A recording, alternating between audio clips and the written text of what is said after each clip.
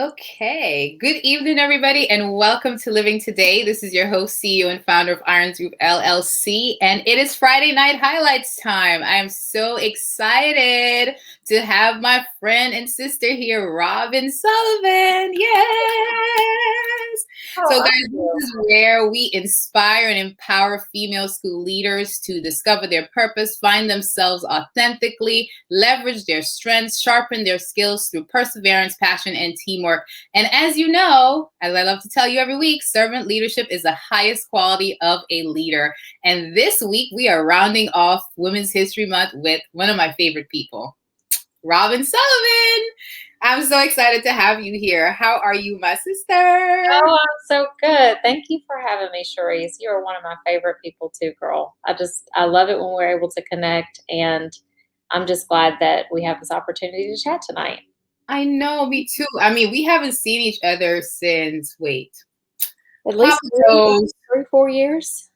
Right, what was it? Papa Do's? Yes. Yep. This. And it was the funniest thing because we were in that restaurant and I think we had about 10 people at the table because I had a shrimp allergy, I think it was. It was the funniest thing to me. That night, it was like I remember that. They were like, "Okay, are you sure this isn't? Are you sure this isn't in here? Are you sure?" And like then the manager came, then another manager came. Yes, I do remember that. That's funny. that was the funniest thing to me. I thought, oh my gosh, these people are just trying to make sure they don't get sued tonight. But anyway, but Right. that was the last time we saw each other. And I'm just like, COVID life. I know. But it's okay.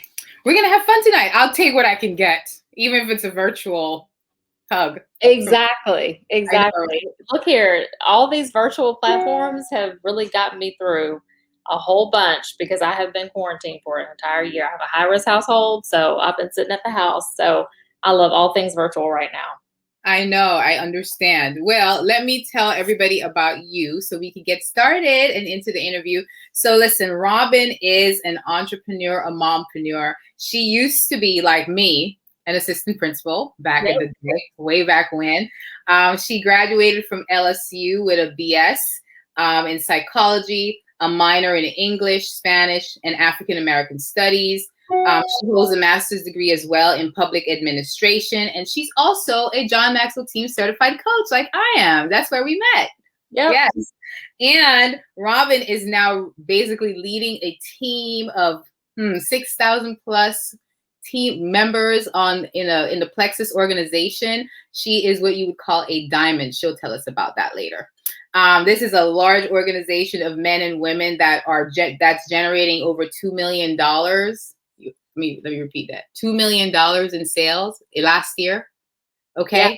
So they are killing it, you guys out there. And I'm so excited to have her on here with me tonight. So let's just get started, Robin. I'm so excited to have you here. I'm excited to be here. So let's talk a little bit about you and what you were doing before COVID happened. Let's talk about pre-COVID.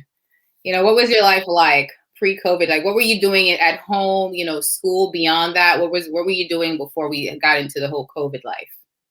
Well, I have been running my health and wellness business from home for the past 7.5 years. So when pandemic hit, nothing really changed for me personally because I was already working from home. But what was different is that everybody at home was at home with me. When they were normally be going to school and their outside jobs, everybody was at home. So that's really been the only big change. Plus, obviously, fewer social interactions, that sort of thing. But honestly, I mean, I've been working from home since I resigned from being assistant principal. I think I resigned in 2014. So I've been at home working this business ever since then.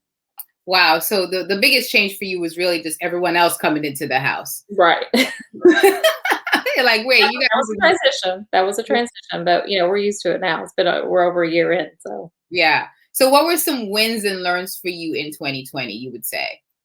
Oh, wow. I learned a lot as far as really focusing on keeping the main thing the main thing.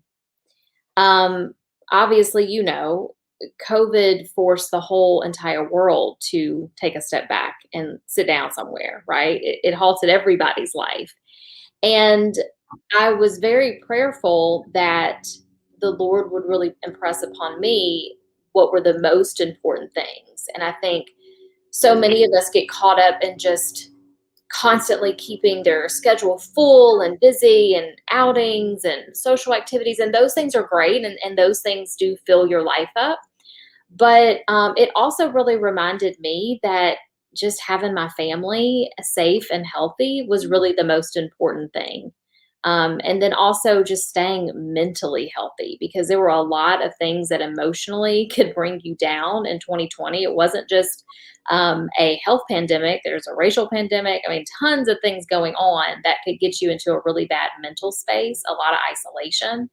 And so I think it just helped me to really lean on the Lord even more. So my devotional time just really improved. And just seeking God more in 2020 was for sure a highlight. Wow. I love that. Keeping the main thing and seeking God more because I think that was, like you said, it brought everybody to just like a complete, Yep. Yep. Excuse you my know, crazy yapping dog. That's nothing I can do about it, girl. I know it's okay. Don't worry about it. We'll let the dog do what the dog does, right? Oh, wow. So, the next question I wanted to ask you is, what are some areas in your life where you maybe had to? You said you had to do a little bit of transitioning in terms of everybody coming into the house all at the same time. So, how did that go? What are some pivots that you had to make in your business, or maybe with your daughters coming home from school and being in the house and your husband being in the house, everybody being in there? Like, what was that like? What were some of the transitions you had to I make? mean, the transition was a little bit difficult at first because, I mean, let's face it, when you have a ton of people that you love and care about that are normally in a certain routine, and now all of us are together 24/7, you're going to get on each other's nerves, right? You're going to Yes, be a little bit on edge. And I think because at the beginning of the pandemic, everybody, their anxiety levels were through the roof because you just didn't know what was going on. I mean, you remember that first couple weeks of lockdown? I mean, literally yes, almost a year ago today. And yeah, we were all just like, what is happening here? Like, what is this really real? Is this happening? And how long is this going to last? Not knowing that a year later, we'd still kind of be in this position. I right. think a lot of that did create a lot of stress within my marriage, with my kids. But over time, that's how we realized, okay, we need to seek the Lord, and we need to focus on staying well. We need to focus on staying well. So once we really understood that and then figured that out, it's really been fine ever since. And honestly, girl, we were really, really blessed. We purchased the home that we live in now, literally like 4 months before we went into lockdown, not Wow. knowing that the pandemic would hit. And it's our dream home, so it was a perfect place to be in quarantine. And then on top of that, we literally got our pool finished. We built a pool in our backyard. We live on a little over an acre, and our pool got completed 3 days before we went into lockdown. So, Wow. I mean, it was perfect timing because I love being outdoors. Everybody needs good vitamin D. And that really kept me sane for those first 6 months of quarantine because I had this oasis that I could just go and be alone if I wanted to, even though I had four other people living in the home with me, my family, right? Yeah. Yeah. So see that's really interesting that you said that because it's like the timing of everything. You guys were able to kind of come together. And I think that's what a lot of people had to learn was just, spending time with your family because you kind of got that valuable time to be with each other, which you normally wouldn't have most of the time. Yeah. So, I like to talk a little bit about you and, I know you used to be an assistant principal like I was, Mhm. um, way back when. Yep. Lord, I don't even know how educators are doing it right now. My I don't hat, I just thank God I'm not doing it anymore because I felt like I had a gifting for that season to do that work, but yes, me the too. Lord placed me on a different path, and I'm so grateful for it. Yeah, so let's talk about that path that you're on now. Talk a little bit about how in the world did you get into Plexus? Why Plexus? Why the health and wellness space? And how did you get into that? Well, as you know, being an assistant principal is incredibly stressful. Most of the time, when you are an assistant principal, you're the person that's over discipline. You're doing a lot of putting out fires every day, really focusing on in the improvement of teachers and their performance. And so I was placed at a high need school at the beginning of that school year in 2013. And I realized, oh my goodness, I've got to find some balance here because I was working 50 to 70 hours a week. And while I loved the work that I was doing to impact families and impact the community, I realized that this was not something that I wanted to do for the next 20, 30 years because I was kind of late getting into education. Mhm. So I realized, okay, I don't know that I want to do this, but I had honestly, Sharice, no idea how I was going to like switch careers at 34, 35 because I wasn't trying to go back and get another master's degree. I wasn't trying to get a doctorate. That wasn't the path that I really wanted to take at that point. Wasn't Mhm. trying to get any more school debt. And so with the stressful job of being an assistant principal, I did gain a lot of stress weight. I'm a stress eater. I'm an emotional eater. And you too? Okay. So got something else in common. Yes. And and so I gained a ton of weight my first year as an assistant principal. So when I started Plexus, or when I found out about Plexus, it was really the perfect timing because I realized, okay, I need to do something that's natural, that's healthy for my body, something that's not get skinny quick. I wanted to shed a few pounds, but I really wanted to gain willpower over food. So when I started Plexus, I really just started for the health products. I just started to achieve health goals, not to ever start a business. But when I found out, that these products really focused on balancing blood sugar, healing and repairing the gut, and decreasing systemic inflammation in the body, I really understood that the people in my community really needed this product. And so that's when I started to share. Mhm. Wow. So you went, I mean, I remember you said 50 to 70-hour work weeks, and I literally got like a thing just went down Like my started like breaking out in hives already. Yeah. Uh-huh. Ooh, because I don't think people understand sometimes that the impact you love what you do and you really want to do this work because you love working with the kids, you love being the teachers, you want to be in the school, but then your body literally pays the price, right? Your body pays a price. And honestly, I was pouring into other people's kids more than I was pouring into my own kids. And for me, I was like, wow, part of the reason why I got into education is because I wanted to have a family. I wanted to be at home and be present with my children. And that was not happening. So I just knew that something needed to change. I just didn't know what was going to happen for it to change. And then when I found out about this opportunity, I really did catch the vision of how so many people needed what I was offering them. And so I went all in. Wow. And you're totally all in at this point. So you talk to behind you, I see Chase God-sized dreams. And if you're just joining us, we're interviewing Robin Sullivan. She is this week's servant leader highlight. Welcome to the Living Today show. And if you're catching us on the replay, you definitely want to pay attention. Okay. So you transitioned from assistant principal, school leader, 50 to 70-hour work week, to working your own business, doing this. And you said for the last 7 years you've been doing it. Yeah, 7.5. 7.5. And in your notes that you sent me, you said that you've created a $1 million business from the ground up. You have over 6,000 people that joined your team last year. That's just last year alone. Just last year.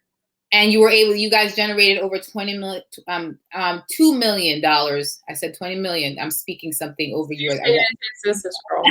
But you generated over $2 million in sales in 2020. Can you share a little bit about why I called you the dreamer.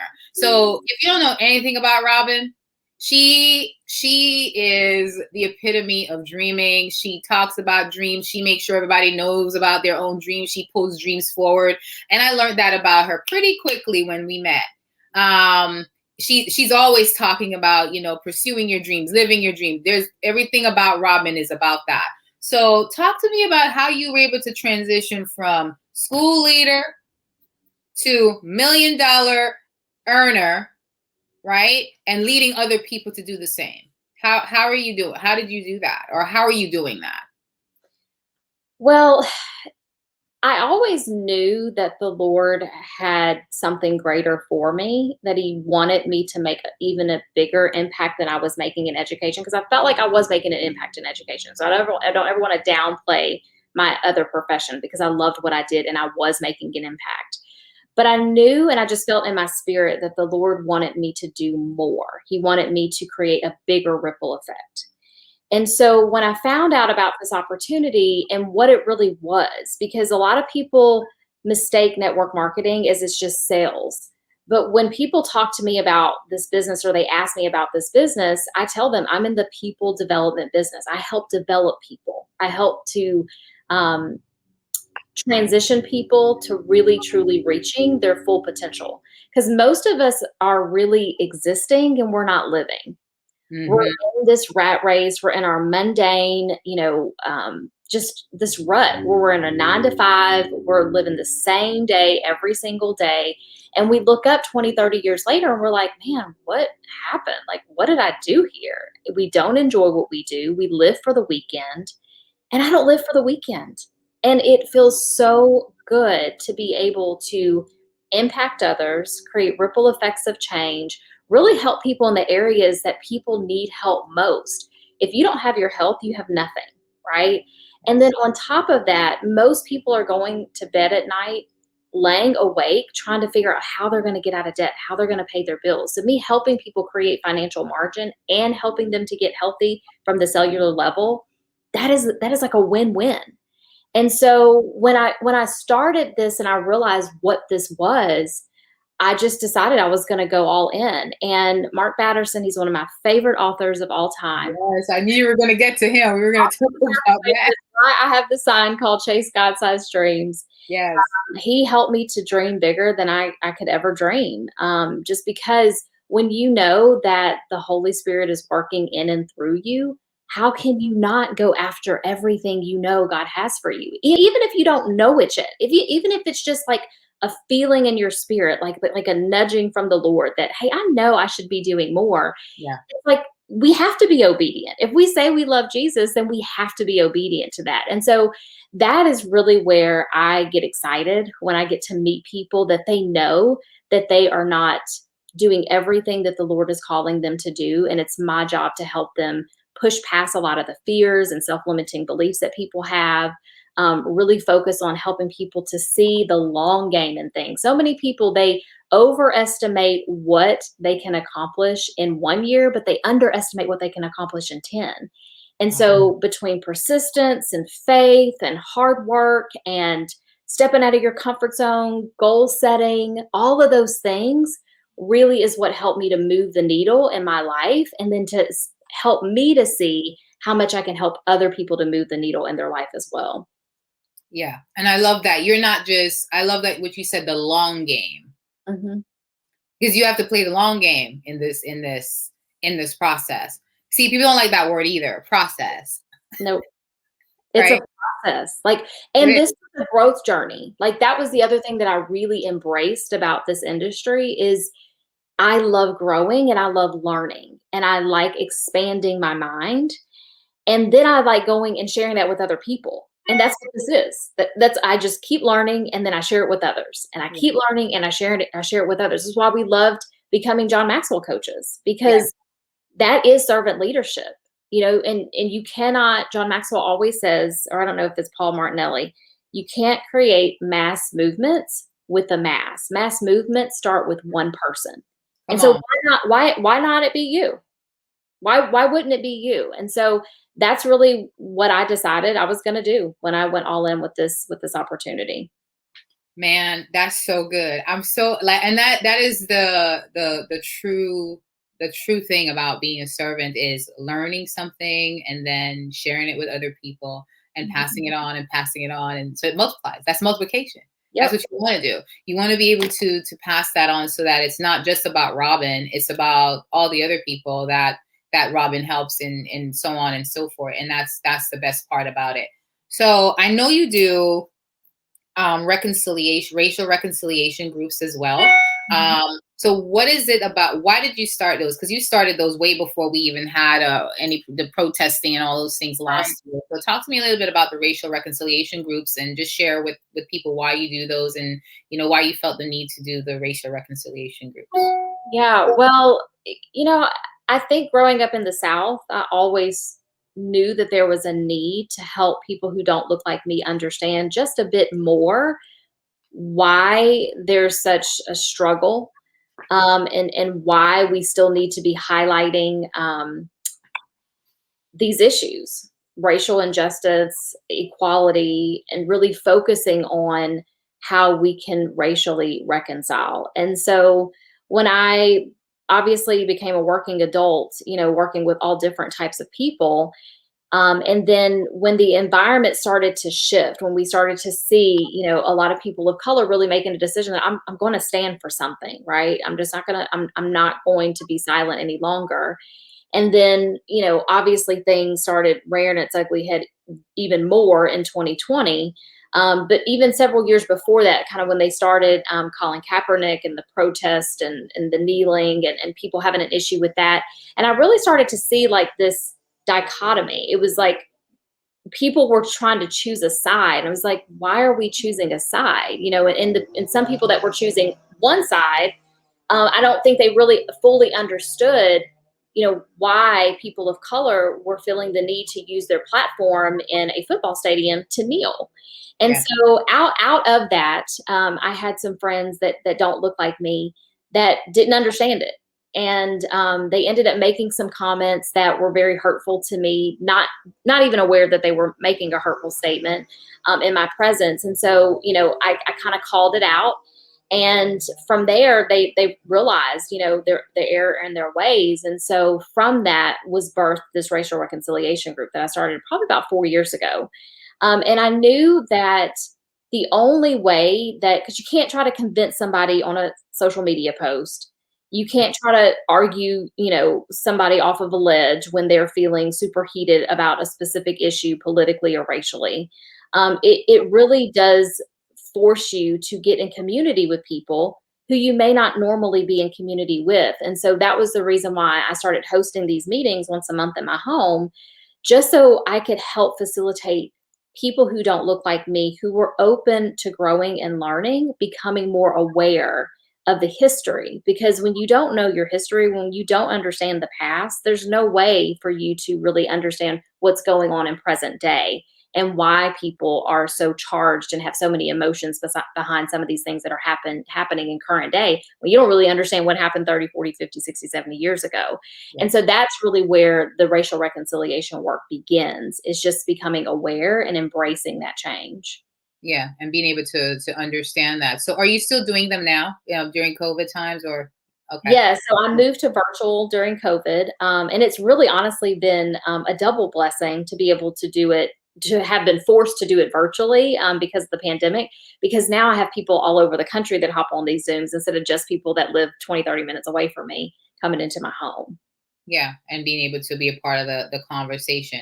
So, I Exactly. and that is amazing, because we I think people think it's not possible to get people with opposing views and people that don't understand certain things in the same space and have community and have a conversation and not have all this crazy stuff going on, right?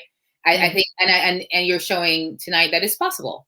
It is totally possible to have people have conversation in a healthy environment. Yeah, a healthy and safe environment. Yes. And also, the ultimate goal is not to try to convince somebody to think exactly like me or to think exactly like you. The goal is to just expand the mindset a little bit more, to change the perspective just a little bit. Because if you can shift the mindset or the perspective of someone just a little bit, when they are then placed in positions or in environments where they know, where before they may not have always thought that's not right, or it may have not have felt right, but maybe they didn't feel equipped to be able to defend or be able to speak up. And so these meetings and these gatherings that we've had, just educating so many people about different things, it really does equip people to be able to move forward. And that's how you really create in effect change in your community, because now you're feeling more empowered to speak up when you see that something is being said that's wrong or biased. And that's good. Empowering people to realize that you're equipping them, bringing awareness, then empowering them, and they're equipped so that they can now say something when they see something or hear something that's out of line or inappropriate. So I Right. think that's really powerful and a great thing that you're doing. So I wanted you to kind of share with our listeners. I love to ask people to share an iron sharpening thought, something that will sharpen people. As you know, iron sharpens iron. So I wanted you to, is there something that you would love to share with our audience right now that would be something that you would say is an iron sharpening thought, whether they're moms, entrepreneurs, someone who's in the middle of trying to, thinking about transitioning, they're really not sure, can my dream come true? Is it possible? Maybe they've stopped dreaming. What would you say to someone like that? Yeah, I mean, when I first start talking to people that are even remotely interested in doing what I do, I always ask them, if time or money were no object, what would you be doing with your life? And a lot of times when I ask that question, the both of us, myself and whoever I'm talking to, we usually wind up in tears, because when I ask that question, it evokes a certain level of emotion, because the average adult doesn't even think about that. Like, we're so caught up in, got to go to work, got to pay the bills, got to take care of my family, got to prepare for retirement, got to pay off debt, all these things that we never even stop as adults to think, what would I be doing if literally time or money were no object? And then when I ask them that question, then they finally start to dig deep and start dreaming about what that life would look like. I just really try to help them to see that there is an opportunity in a better way, whether it's through what I do for a living, or through something else. But just giving people the opportunity to allow themselves to really start dreaming again, and really understanding too, and this is another Mark Batterson quote, if you don't take the risks, then you forfeit the miracle. And just start taking more risks in your life. When I walked away from my career in education, I had not replaced my income with my Plexus business. I was only making half of what I made as an assistant principal. But I took a leap of faith, and I fully, fully believe that God honored my faithfulness, because I walked in obedience.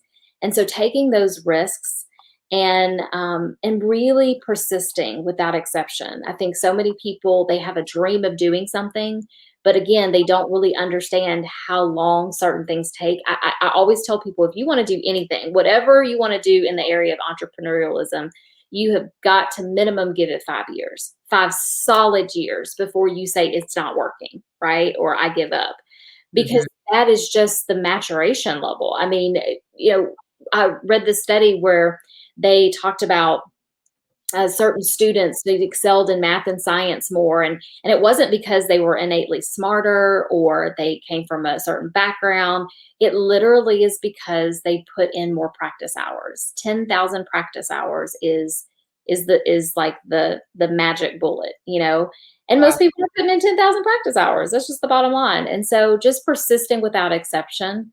That means you never ever give up.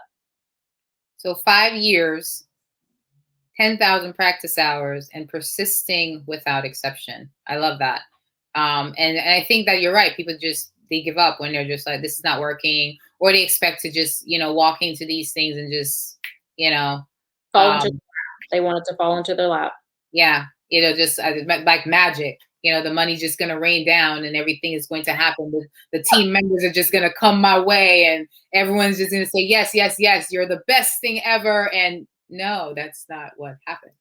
You have It's not how it works. No, yeah. So it's a whole process. So you also talked a little bit about I know you shared your Mark Batterson quote, and I know you love, love, love Mark Batterson. As you know, he was actually a keynote speaker for the last IMC. Oh, So he was. I And love that. Oh my gosh. so I saw that you had him speak to your team. How in the world did that happen? Tell us how you got Mark Batterson to speak to your team. That was Well, my epic. my mom, since I was a little bitty girl, she used to always say, "You ask not, you get not." Come on. And I just knew that when I did this book study with my team, I do a book study with my team once a quarter. And so this first quarter of 2021, I did it on his book, Win the Day. It's his new book, Win the Day. And when I started reading the first chapter, I was like, I've got to have this man on my team call. And I mean, I never thought in a million years he'd respond. But Right. but I went to his website, markbatterson.com, and you basically email his assistant at his church, his executive assistant, and I emailed her, and she said yes. She said yes. And it was crazy because it was truly a full circle moment for me, because I was really very young and ripe in my business when I read the first book of Mark Batterson's, Circle Maker. It's not his first book, it was the first book that I read of his, called The Circle Maker. And I was really young in my business and still just dreaming big and working like it depended on me, but praying like it depended on him. And for me to then have him on my call 6, 7 years later, after literally, I had prayed circles around my biggest dreams and my greatest fears, and the Lord truly just blessed me and my family and my business and people on my team 100-fold.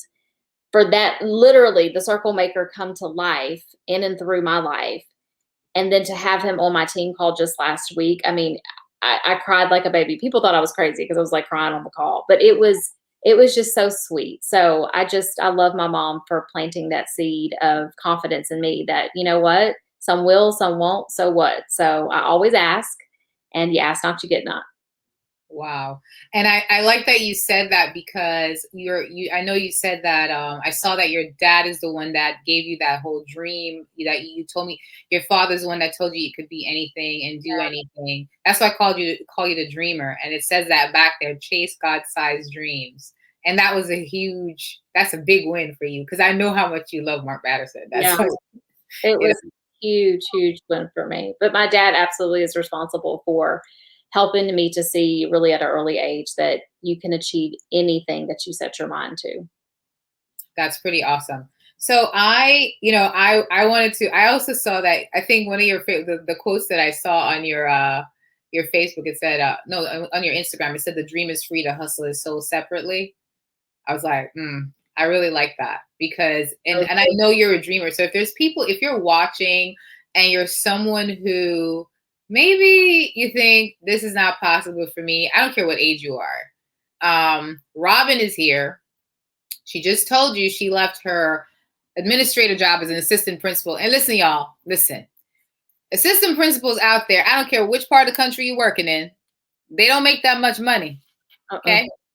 So she left that job with 50 to 70 hour a week with not even having her salary replaced, and took a leap of faith. And here we are 7 years later. She pursued her dreams and is living her dream, and, can be home with her children and do what it is that she wants to do. So whatever that dream is that you are looking to pursue, that you're thinking, whatever it is, Kayla agrees with us. The dream is free, the hustle is sold separately. The truth is, you have a dream. Dreaming is free. You can still dream wild, no matter what happens. And it's like the question Robin asks people all the time. The time, if it was possible for you, time, money, nothing is an object for you, what would you do? What's your dream? What is it that you want to pursue? And that's one of the reasons why I wanted to have her on here today, is because I wanted to kind of close out Women's History Month. So for all the moms out there, men, we love you. Just know that. But I'm speaking to my moms right now. Right. So to all the moms out there, school leaders, whatever capacity you're in, it doesn't matter if you have one kid, 2, 3, you're probably helping somebody with their kids, whatever capacity you're in terms of momming, okay, you can still dream. It doesn't matter what age you are.